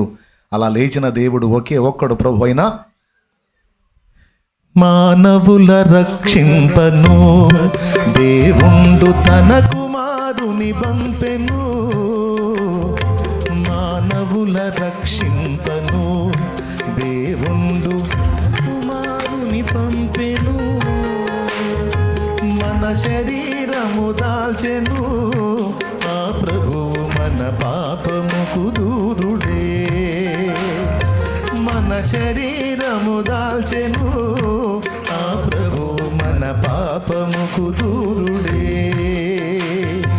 దేవుని ప్రేమ ఇదిగో జనులార భావంబు నందెలియలే. దేవుని ప్రేమ ఇదిగో జనులార భావంబు నందెలియలే. కేవలము నమ్ముకొని నా పరలోక జీవంబు మనకప్పును. యేసుక్రీస్తును పేరున రక్షకుడు వెలసినాడిల లోపల. యేసుక్రీస్తును పేరున రక్షకుడు వెలసినాడిల లోపల. దోషకారి జనులతో ఎంతో సుభాషలను బల్కినాడు. దోషకారి జనులతో ఎంతో సుభాషలను బల్కినాడు. దేవుని ప్రేమ ఇదిగో జనులార భావంబు నందెలియలే. కేవలము నమ్ముకొని నా పరలోక జీవంబు మనకప్పును. నమ్మి బాప్తిస్మముందు నరులకు రక్షణ మరిగల్గును. నమ్మి బాప్తిస్మముందు నరులకు రక్షణ మరిగల్గును. నమ్మనొల్లకపోయేడు నరులకు నరకంబు సిద్ధమనెను. నమ్మనొల్లకపోయేడు నరులకు నరకంబు సిద్ధమనెను. దేవుని ప్రేమ ఇదిగో జనులార భావంబు నందెలియలే. కేవలము నమ్ముకొని నా పరలోక జీవము మనకప్పును. దేవునికి మహిమ. ఇప్పుడు చెప్పండి, రెండవ మాదిరి ఏంటి? ఆయన అనుసరించడం రెండవ మాదిరి బాధ్యతల నెరవేర్పు. మనం మన బాధ్యతలను నెరవేర్చాలి. కుటుంబానికి సంబంధించి కానీ, సమాజానికి సంబంధించి కానీ, సంఘానికి సంబంధించి కానీ. ఆ బాధ్యతల నెరవేర్పులోనే దావీదన్న జానన్న ఇక్కడికి వచ్చారు. జానన్న పాపం కాలు ఇరగొట్టుకొని కూడా మళ్ళీ ఆకుండా వస్తానే ఉన్నాడు. ఆ వచ్చే దారిలో కాలు ఇరిగిపోయింది. ఇరిగిపోయిన దాన్ని మళ్ళీ కట్టు కట్టించుకొని మళ్ళీ దాన్ని రెడీ చేసుకొని మళ్ళీ కూటానికి వస్తానే ఉన్నాడు. ఎందుకయ్యా జాను, ఏదో చిన్న పని ఏదో చేసుకొని హాయిగా భార్య బిడ్డలు అందరినీ రెక్కలు తెచ్చుకున్నావు, ఒక ముద్ద తిని అట్లనే దావీదన్న చర్చిలో కాస్త ఆరాధన చేసుకోవచ్చు. ఎందుకయ్యా ఎంత దూరం? ఎక్కడ పిడుగురాళ్ళ, ఏడకునిపురం, ఏడనరసరావుపేట, ఇంత లోపలికి ఎందుకయ్యా జాను? అందాం పెద్ద ఆయన్ని. ఏమంటాడు అన్న? బాధ్యతయా? నా తండ్రి నేను తెలుసుకున్నాను. తెలుసుకోని స్థితిలో చాలామంది బిడ్డలు ఉన్నారు. ఆ ప్రాంతానికి వెళ్తున్నాను. చిన్నగా కొంతమందికి సత్యం అందుతుంది, కదులుతున్నారు, తెలుసుకుంటారు, రక్షణ పొందుకుంటారు, నరకం నుంచి కాపాడబడతారని ఆశతో వస్తున్నానయ్యా. ఏమండి, సంఘంగా మనం ఇచ్చే డబ్బులు ఆయనకి ఏ మూలకన్నా వస్తాయా? మనం ఇచ్చే కానుక ఏ కోశానికైనా వచ్చిద్దా? అయినా సరే ఏం పట్టించుకోకుండా ప్రాణాలకు తెగించి ఆయన వచ్చి ఇక్కడ పరిచర్య చేస్తున్నాడు. ఆల్రెడీ దెబ్బ తిని కూడా. ఇదంతా ఎందుకంటే బాధ్యత.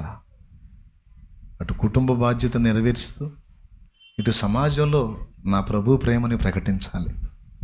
నా యేసయ్య ప్రేమను తెలియక చాలామంది నశించిపోతున్నారని బాధ్యత నెరవేర్చడానికి యేసయ్య త్యాగం చేసినట్టు భక్తులు త్యాగం చేస్తున్నారు. మూడవది త్యాగం. ఏంటిది? మొదటిది జన్మ పరమార్థం, రెండవది బాధ్యతల యొక్క నెరవేర్పు, మూడవది ఈ రెండు నెరవేర్చడానికి చేయవలసిన త్యాగం.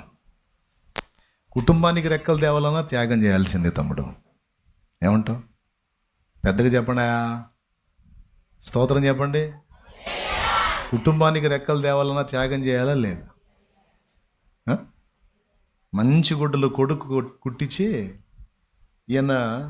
ఆయన కుట్టుకొని వేసుకొని తిరుగుతుంటాడు, చినిగిపోయిన దగ్గర అతుకులు వేసుకొని. నాన్న నువ్వు కూడా మంచిగా కొనుక్కోవచ్చు కంటే నాకెందుకులే, నువ్వు కట్టుకో, నాదేముంది. అమ్మ చినిగిపోయినవి కట్టుకొని బిడ్డకి మంచి ఇచ్చింది. బయటికి వెళ్తున్నావమ్మా, వస్త్రం శుభ్రంగా ఉంటేనే గౌరవిస్తారమ్మా, వస్త్రం ఉన్నంతలో శుద్ధంగా ఉండాలమ్మా, ఈ మంచిది కట్టుకోమ్మా అని అమ్మ చినిగిపోయినవి కట్టుకొని కష్టపడి పనికి వెళ్ళి తల్లిదండ్రులు చాకిరి చేసి బిడ్డలకు తెచ్చి గూట్లో పక్షులకు పెట్టినట్టు పెట్టుకొని బతికించుకుంటారు, రెక్కలు తెచ్చుకుని. త్యాగం. ఎందుకు ఇలా చేస్తున్నాం అంటే బాధ్యత. ఆ బాధ్యత నెరవేర్చడానికి త్యాగం, బిడ్డల్ని బ్రతికించుకోవటానికి. అమ్మా నాన్న రెక్కలు ముక్కలు చేసుకొని త్యాగం చేస్తారు. మనల్ని నరకం నుంచి బ్రతికించుకోవడానికి యేసయ్య తన ప్రాణాన్నే త్యాగం చేశాడు. మంచోళ్ళని ప్రేమిస్తారు తల్లిదండ్రులు, చెడ్డోడైతే సావరా అంటారు. అవునా? చెడ్డ కొడుకు చెడ్డ కూతురు అయితే చావన్నా రావట్లేదే నీకు, నువ్వు ఎప్పుడు చస్తావురా అంటారు. కానీ యేసుప్రభు మన చావు కోరలా, మన మార్పు కోరి మనం ఇంకా పాపులమై ఉండగానే మన కోసం ఆయన చనిపోయి తిరిగి లేచాడు.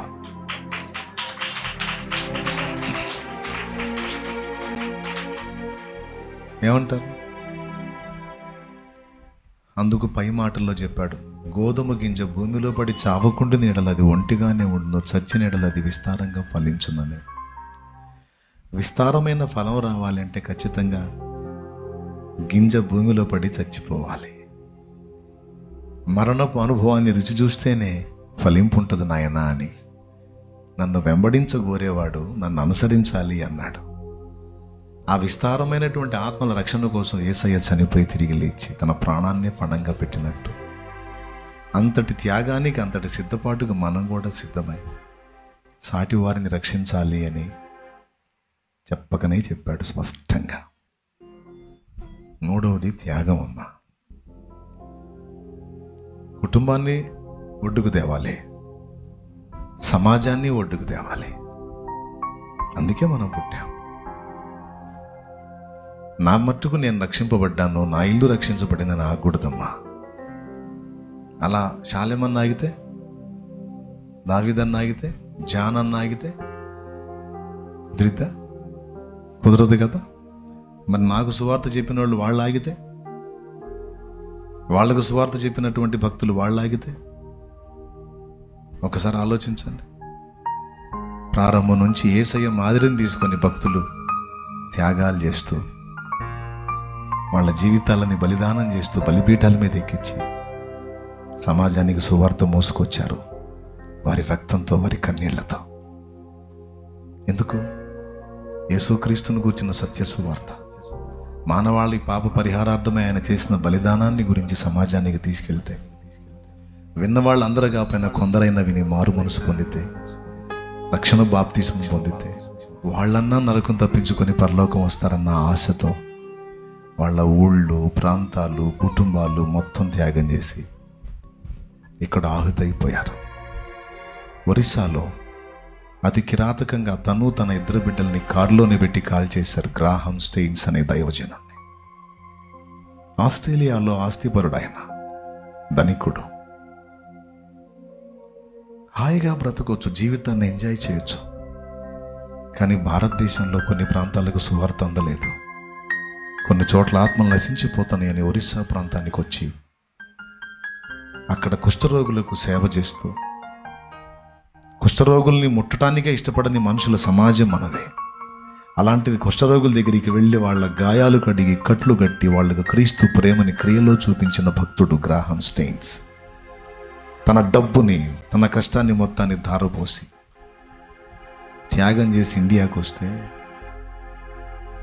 మత ఉన్మాదంతో నిండిన వ్యక్తులు ఆయనని, ఆయన ఇద్దరు పిల్లల్ని సజీవంగా కాల్చేశారు. కారు తగలబడిపోతుంది, ఇట్లా కాలుస్తున్నారని అద్దం పగలగొట్టి ఒక కొడుకును బయటికి విసిరాడంట. విసిరినోని వాడు పట్టుకొని మళ్ళా లోపలేసి ముగ్గురిని సజీవంగా కాల్చేశారు. అవసరమా ఈ త్యాగాలు?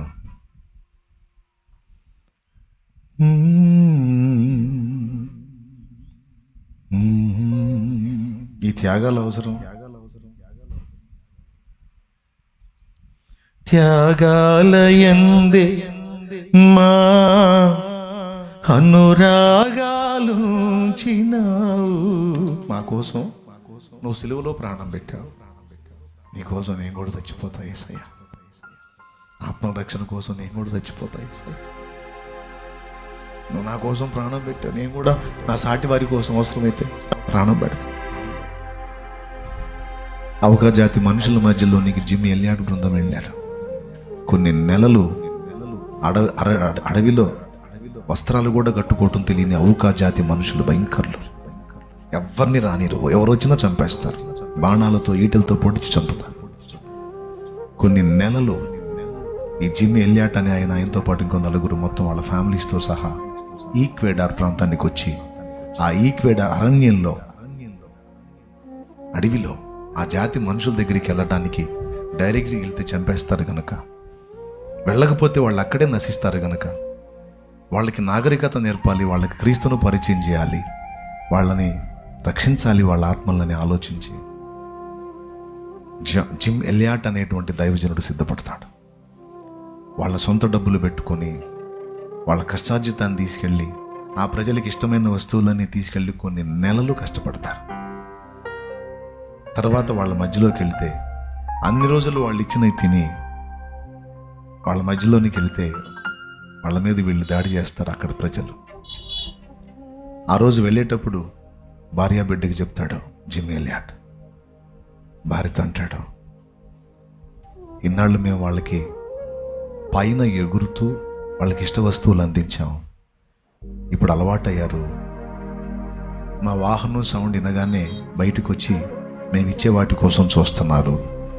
ఇప్పుడు మేము వారి మధ్యలోకి దిగితే మమ్మల్ని ఏమన్నారు అనుకుంటున్నాం అని వెళ్తున్నాం. ఈరోజు వాళ్ళ మధ్యలోకి దిగబోతున్నాం. భార్యతో చెప్పాడు, వాళ్ళు బ్రతకనిస్తే బ్రతికి వచ్చేటట్టు, వాళ్ళు దాడి చేస్తే నేను మళ్ళీ రాను. నేను రాలేదని బాధపడద్దు. ఆత్మల రక్షణ కోసం మన యేసయ్య ప్రాణం పెట్టాడు. మనం కూడా మన సహోదరుల కోసం ప్రాణం పెట్టబద్ధులమై ఉన్నాం. ఒకవేళ నేను వెళ్ళి వాళ్ళ చేతుల్లో నేను బలైతే నువ్వు ఆగొద్దు, నువ్వైనా వాళ్ళని రక్షించడానికి ప్రయత్నించు అని భార్యకి చెప్పుకొని వస్తుంటే కొడుకు అడుగుతాడు, డాడీ మళ్ళీ ఎప్పుడు వస్తావు డాడీ అని అడుగుతాడు. వాడిని దగ్గరికి తీసుకొని ముద్దాడి, ప్రార్థన చేయనా మీ డాడీ రావచ్చు రాకపోవచ్చు అని బిడ్డని హత్తుకొని ముద్దాడి. ఎందుకంటే తెలుసు వాళ్ళు ఎంత క్రూరులో, వాళ్ళ మధ్యలోకి వెళ్తున్నారు. కొడుకును ముద్దాడి, అది చివరి ముద్దిక.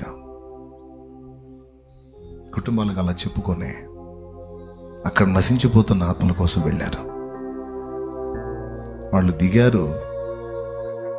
దిగగానే వీళ్ళు వెల్లంబులు ఈటెలు తీసుకొని వాళ్ళని అటాక్ చేశారు. ఆ 5గురిలో ఒకటి దగ్గర గన్ను ఉంటుంది, దాంతో కాల్చొచ్చు వాళ్ళని. కానీ ఒక్కడిని కూడా కాల్చరు. గన్ను చేతిలో ఉన్నోడిని కూడా వచ్చి ఈటితో పొడుస్తుంటే, బాణాలు గుచ్చుతుంటే, తన గన్ను నిండా బుల్లెట్స్ ఉంటాయి, అయినా కాల్చడు. ఒకటి గాల్లో కాల్చి, వాళ్ళని కాల్చడు, గాల్లో కాల్చాడు, భయపడి వెళ్తారేమని. ఇప్పుడు చేస్తాడు. ఆంతున చనిపోతాడు తప్ప వాళ్ళని కాల్చడు. ఎందుకంటే వాళ్ళని చంపటానికి కాదు, వాళ్ళని రక్షించడానికి వచ్చాను. అవసరమైతే వాళ్ళ కోసం చచ్చిపోతాను, కానీ వాళ్ళని నుంచి.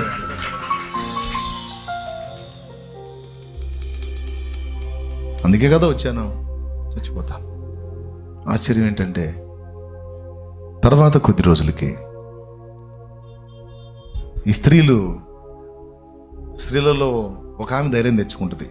వాళ్ళ భార్యల్లో తోడబుట్టిన సిస్టర్స్లో 5గురు కదా, కొంతమందికి భార్యలు ఉంటారు, కొంతమందికి తోడబుట్టిన వాళ్ళు ఉంటారు. ఆ స్త్రీలు మాట్లాడుకుంటారు, మన వాళ్ళు వెళ్ళి అక్కడ ప్రాణం పెట్టారు, అర్థమైపోయి చనిపోయారని.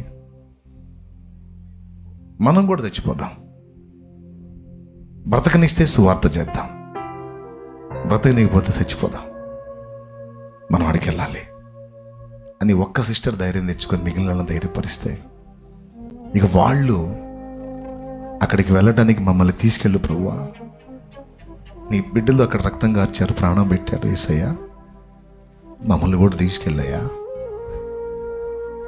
బ్రతకనిస్తే సువార్త చేసి నీ ప్రేమను చెప్తాం, చంపేస్తే మేము కూడా హత సాక్షులం అవుతాం, మమ్మల్ని అక్కడికి పంపయ్యా అని ప్రార్థన చేస్తారు. అప్పుడు ఔకా జాతి భాష తెలిసిన అమ్మాయి, ఒక అమ్మాయి వాళ్ళకి పరిచయం అయింది. ఆ అమ్మాయి చాలా చిన్న ప్రాయంలో ఆ ప్రాంతం నుంచి బయటకు వచ్చింది అన్నమాట.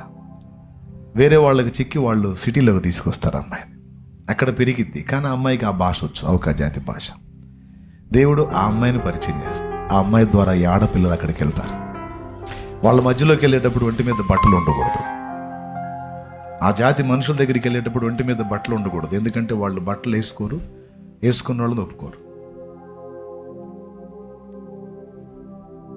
ఆ తర్వాత అక్కడికి వెళ్ళి ఆ అమ్మాయిని కలుసుకొని, ఆ అమ్మాయితో మాట్లాడుకొని, ఆ అమ్మాయిని తీసుకొని, ఆడపిల్లలే ఆ ఈక్వెడార్ అరణ్యంలో ఔకా జాతి మనుషుల మధ్యలోకి వెళ్తారు. వెళ్ళినప్పుడు వీళ్ళని కూడా రౌండ్ చేస్తారు. రౌండ్ చేసినప్పుడు ఆ అమ్మాయి మాట్లాడిద్ది, నేను మీ అమ్మాయిని, ఫలానా టైంలో తప్పిపోయాను, ఫలానా వాళ్ళ కూతురునని చెప్పినప్పుడు వాళ్ళు గుర్తుపట్టి ఆ అమ్మాయి దగ్గరికి వచ్చి ఏడుస్తారు. ఆ అమ్మాయితో, అమ్మ నువ్వు చచ్చిపోయావు అనుకున్నావు, లేవనుకున్నావు, నువ్వు వచ్చావని వాళ్ళ భాషలో వాళ్ళ అమ్మాయితో మాట్లాడతారు. అప్పుడు ఆ అమ్మాయి చెప్పింది వీళ్ళ గురించి, ఏమన్నా తెలుసా, వీళ్ళెవరో తెలుసా, మీరు ఎవరి మీద దాడి చేసి చంపారో వాళ్ళ కుటుంబ సభ్యులు వీళ్ళు మీకు హాని చేయటానికి రాలేదు, దేవుడి గురించి మీకు తెలియజేయడానికి వచ్చారు, వీళ్ళు చాలా మంచి మనుషులు, ప్రేమగల మనుషులు అని ఆ అమ్మాయి చెప్పింది.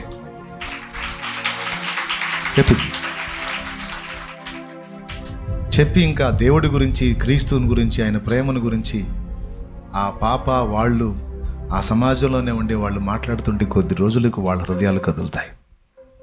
కదిలి తుపాకీ చేతుల్లో ఉన్న నీటితో కూర్చాడు చూడు, వాడు ఘోరాతి ఘోరంగా ఏడుస్తాడు. ఎందుకంటే అమ్మాయి చెప్పింది, అతని చేతిలో గన్నుంది, దానితో నిన్ను కాల్చేయచ్చు, కానీ కాల్చకుండా నువ్వు పొడుస్తున్నా నీ కోసం చనిపోయాడు ఆయన అన్నప్పుడు ఘోరంగా ఏడుస్తాడు. నేను ఎంత దుర్మార్గుణ్ణి, మాకు తెలియదమ్మా, మాకు తెలియదమ్మా, మా కోసం వచ్చారని, ఇంత ప్రేమ కలిగిన వాళ్ళని మాకు తెలియదమ్మా అని ఏడ్చి ఆ హృదయాల్లో పరివర్తన కలిగి, మీరు నమ్మండి నమ్మకపోండి, ఈక్వెడార్ అరణ్యంలో ఆ ఔకా జాతి మనుషులు నాగరికతలోకి వచ్చి వాళ్ళలో నుంచి గొప్ప దైవజనులు లేచారు, సేవకులు లేచారు.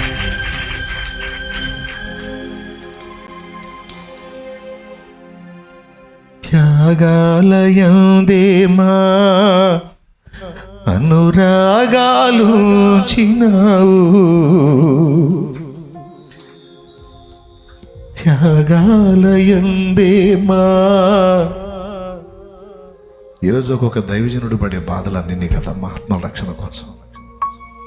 వాళ్ళు తింటారో తినరో, ఇంట్లో ఉందో లేదు, వాళ్ళు ఏ స్థితిలో ఉన్నా సరే ఎదుటి వాళ్ళ క్షేమం కోరి, వాళ్ళ ఆత్మల రక్షణ కోరి కష్టపడతారు. వాళ్ళ శరీరాల్లో బలహీనత ఉన్న, రోగమున్న, అనారోగ్యమున్న అది కనపడనీరు. నీకు బాగలేదు అంటే ఆ స్థితిలో ఉండి కూడా నీ కోసం ప్రార్థన చేస్తారు. ఎందుకు? నువ్వు దేవుణ్ణి హత్తుకోవాలని. ఈ విధంగా త్యాగం నా తండ్రి నేర్పిన 3వ మాదిరి. త్యాగం నీ కుటుంబం కోసమే కాదు, నీ సమాజం కోసం, సంఘం కోసం, దేవుని సువార్త వ్యాప్తి కోసం నీ త్యాగం ఏది? అదే కదా జీవిత పరమార్థం, అదే కదా బ్రతుకు సాఫల్యత. నాకేమండి, ఆదివారం నుంచి ఇప్పుడు దాకా రోజు కొన్ని వారాలుగా తిరుగుతానే ఉన్నాను నేను. కొన్ని వారాలు కాదు, 20 ఏళ్ళుగా నిన్ను అదే పనిలో సంచారంలో ఉన్నాను.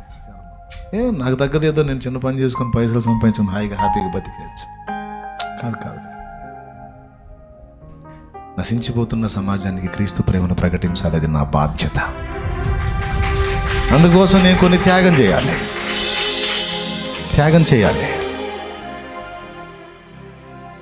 నేను ప్రకటించిన సువార్త విని ఎంతోమంది రక్షణ పొందారు. వాళ్ళందరూ నరకం తప్పించుకొని నిత్య జీవానికి వారసులయ్యారు. కాబట్టి యేసయ్య ఇచ్చిన 3వ మాదిరి త్యాగం. అవసరమైతే దేవుని కోసం అసూలు బయటానికైనా, ప్రాణం పెట్టడానికైనా సిద్ధపడే మనస్సు మనం కలిగి ఉండాలి. ఆ విధంగా త్యాగం చేసి మనందరం పరలోకం చేరడానికి మార్గం వేశాడు. ఒకప్పుడు ఊరికి పోయే త్రోవ తెలియదు మనకి. యేసయ్య, నేనే మార్గమును, సత్యమును, జీవమును, నా ద్వారానే ఎవరైనా తండ్రి దగ్గరికి వస్తారు, నా ద్వారా కాకుండా ఇంకే విధంగా కూడా ఎవరు తండ్రి దగ్గరికి రారు అని చెప్పాడు. భూమి మీద ఉన్న మనం పరలోకం పోయేది ఎట్లా అన్న ప్రశ్నకి సమాధానంగా యేసయ్య త్యాగం మీకు వర్ణించాను. ఈరోజు కొంతమంది త్యాగం చేసి స్థలం కేటాయిస్తే, కొంతమంది మందిరం నిర్మించుకుంటే, అందరి త్యాగాలతో ఒక సంఘం కట్టబడితే నేను ఇక్కడికి రాగలిగాను. త్యాగాలు లేకుండా సాధ్యమా? వచ్చింది నా త్యాగం అయితే ఇక్కడ సిద్ధపరిచింది మీ త్యాగం. మీకోసం వచ్చింది జానన్న త్యాగం. మనందరి కోసం ప్రాణం పెట్టింది యేసయ్య త్యాగం. అవునా? మనిషి జీవితంలో నిజంగా ఆనందం త్యాగంలోనే ఉంటుంది నాన్న. మనిషి జీవితంలో నిజమైన అనురాగం త్యాగంలోనే పుడుతుంది. కాబట్టి యేసయ్య త్యాగం వీళ్ళ ఎంతమందికి అర్థమైంది? బయట ఉన్న వాళ్ళు చేతులు ఎత్తండి. యేసయ్య త్యాగం అర్థమైందా నీకు? ఏం చేశాడు నీకోసం? ప్రాణం పెట్టారన్న చిన్న మాటనా?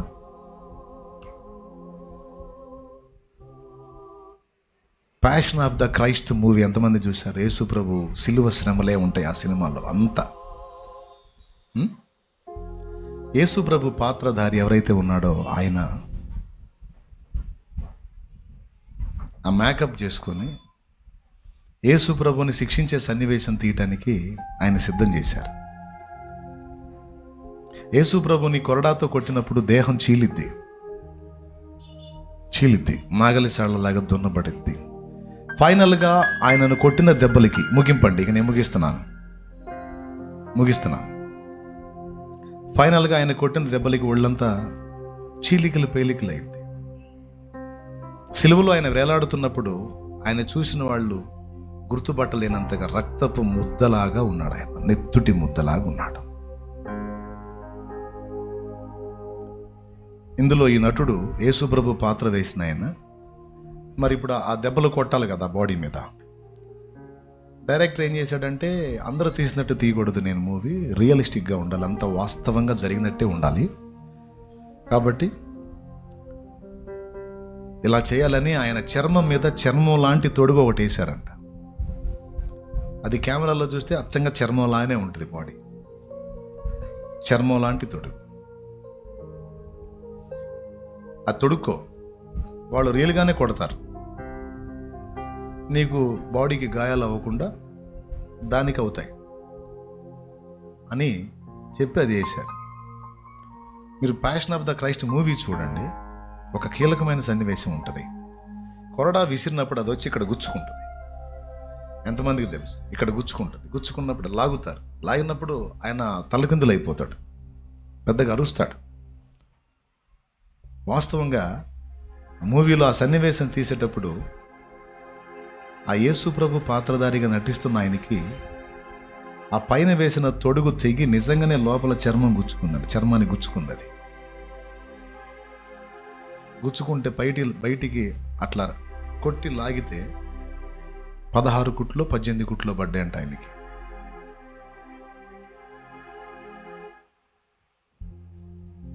ఆయన కాస్త సినిమా సంబంధి కదా, లోకానుసారిగా ఉండేవాడు. ఆయన డైరెక్టర్ని అడిగాడట, యేసు ప్రభుని నిజంగా అలా కొట్టారా అన్నాడట.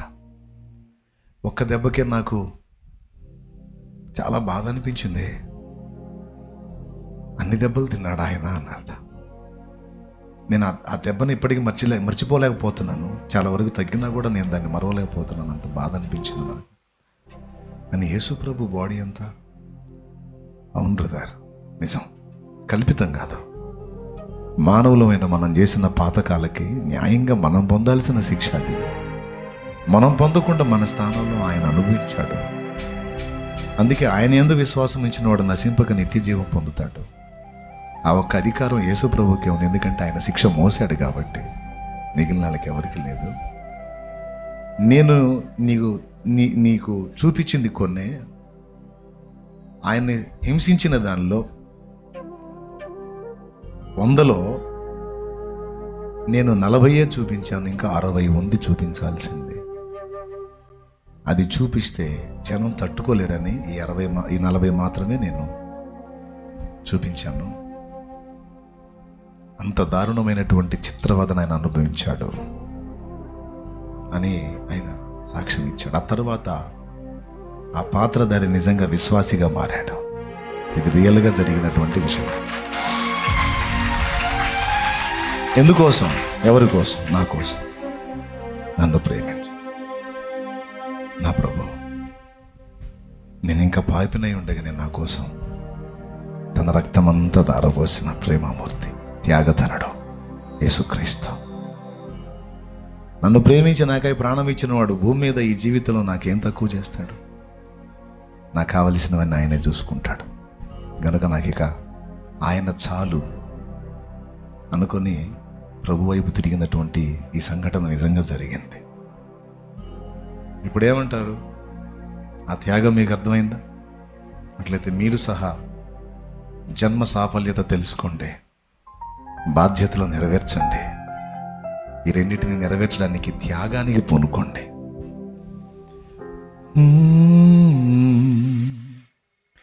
చాలునయ్య నీ కృప నా జీవితానికి,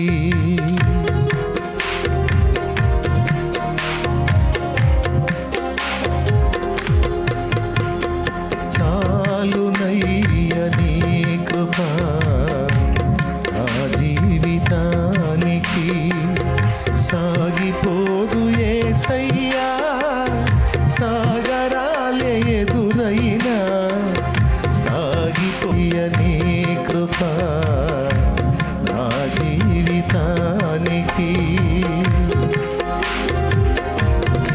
ఈరోజు కంప్లీట్గా కీలకమైన 3 ముఖ్య సంగతులు విన్నాం. మరి ఈరోజు ప్రభు నీ నుంచి ఆశిస్తుంది ఏంటంటే నీ జీవితం ఆయన చేతికి అప్పగించబడాలని. ఇక పాత గతం తుడిచివేసి క్రీస్తునందు నూతన సృష్టిగా మారాలని, క్రొత్త జన్మ అనుభవంలోనికి రావాలని.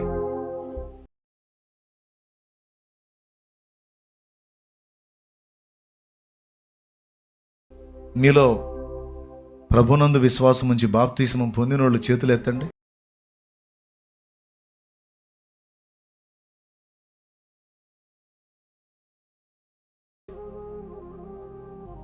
దించండి. నేను ఇంకా పొందలేదన్నా అన్నోళ్ళు చేతులు ఎత్తండి. బాప్తిసం ఇంకా నేను పొందలేదయ్యా అన్నోళ్ళు చేతులు ఎత్తండి.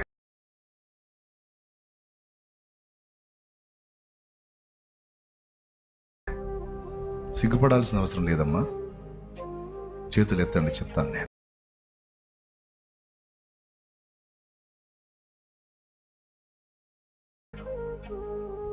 బాప్తిజం పొందలా? గుర్తుపెట్టు.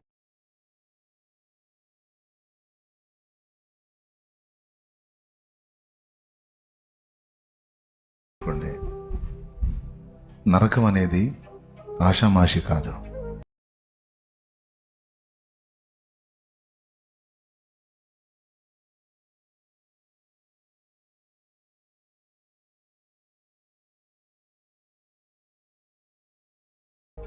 అగ్ని సముద్రం.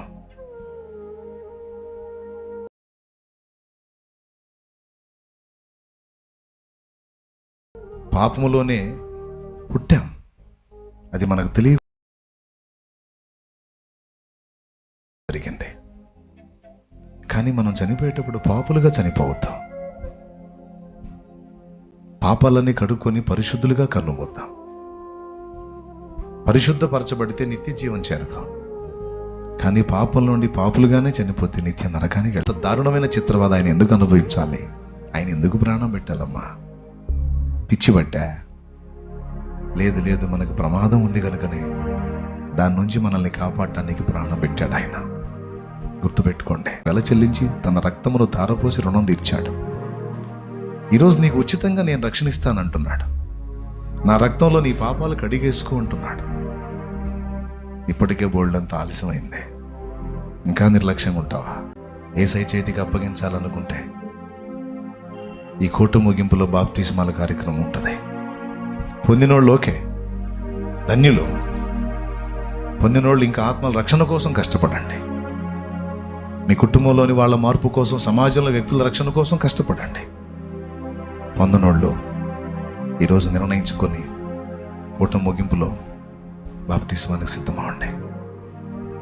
అన్నా, నా తండ్రి నన్ను ప్రేమించి నాకై చేసిన త్యాగం నాకు అర్థమైంది. ఇప్పటికే ఆలస్యం చేశాను అన్నా, ఇంకా నేను అశ్రద్ధ చేయను, నేను పొందుకుంటాను నా బాప్తిస్మం అనే సిద్ధ మనసు మీకుంటే కోట అయిపోగానే నీళ్ళు ఎక్కడ నాన్న బాప్తిస్మం? కుడి చేతి వైపు బాప్తిస్మ ట్యాంక్ ఉంది, అక్కడికి వెళ్ళిపోండి. దేవుని చిత్తం అయితే నేను మీకు బాప్తిస్మం ఇస్తాను. Praise the lord. దేవుడి ఈ మాటలన్నీ మన హృదయంలో స్థిరపరచునుగాక. ఒక్కసారి తలలో వంచి కళ్ళు మూద్దాం, ప్రార్థన చేద్దాం.